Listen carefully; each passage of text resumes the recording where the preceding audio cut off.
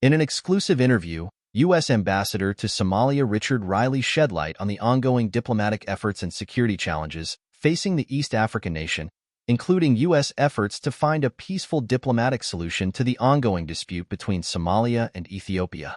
Somalia and Ethiopia have been in a dispute that was ignited at the beginning of this year when Ethiopia signed a Memorandum of Understanding, or MOU, with the breakaway region of Somaliland, a deal Somalia sees as an infringement on its sovereignty. Advertisements. The agreement gives Ethiopia leasing rights to a large portion of the Red Sea coastline in Somaliland. During the interview conducted at the U.S. Embassy in Mogadishu, Riley, who was sworn into his post in May, shared with VOA his insights on the U.S. commitment to finding peaceful resolutions and supporting the Somali government in combating terrorism. Diplomatic resolution. We are very much aware and working collaboratively to make sure there is a diplomatic resolution of this current situation, he said. It is an unfortunate situation, very disruptive, and started with this MOU between Somaliland and Ethiopia. Of course, we do not recognize it, and we are trying to solve it through diplomatic channels. Turkey, a key Somali partner, has been trying to mediate the dispute between the neighboring countries, holding 2 rounds of talks in Ankara that ended without an agreement.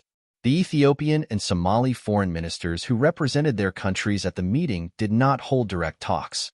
Turkey's foreign minister shuttled between them. Turkish Foreign Minister Hakan Fidan described the talks at the time as candid, cordial, and forward-looking. Abdiyaint, a former Somali Minister of Planning and International Cooperation who was involved in the negotiations, said the only thing the 2 sides agreed upon was to reconvene on September 17. The core issue remains Ethiopia's refusal to annul the MOU with Somaliland, which is Somalia's position, and if Ethiopia continues to insist on its position of not withdrawing from the MOU, I think there is nothing to expect from any talks between the 2 countries, Aint said.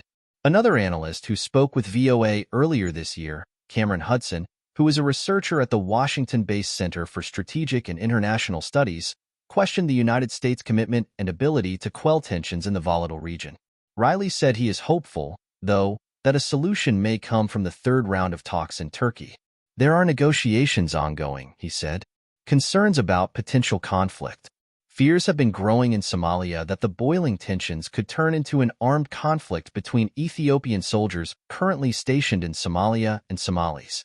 Riley said such confrontation is unacceptable. No one can accept there would be any kind of conflict, much less war, he said. That is why everybody in the international community is working non-stop.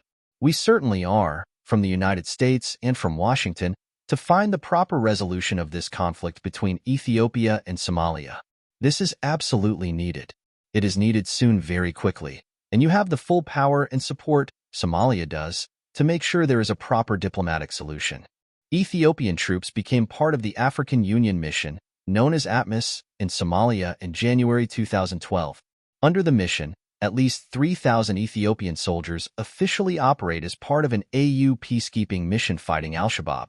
An additional 5,000 to 7,000 Ethiopian soldiers are stationed in several regions under a bilateral agreement. Last month, the United Nations Security Council passed Resolution 2748, which allows ATMIS troops to stay in Somalia through December 2024. Somalia says all Ethiopian troops should be out of the country by the end of 2024, especially after the expiration of ATMIS. Somali Prime Minister Hamza Abdi Barre said last month that Ethiopian forces would not be part of the upcoming African Union support mission in Somalia, or AWSOM, unless Ethiopia withdraws from the controversial Memorandum of Understanding. Commitment to Somalia's security. Riley said the U.S. is Somalia's largest donor and security partner, providing tens of billions of dollars over the years in personnel, equipment, and funding. The United States, for example, just forgave over $1 million of Somali sovereign debt, he said. He added that the U.S. will extend full support to any mission whose objective is to make Somalia a peaceful place. We absolutely have always strongly supported the current ATMIS force here.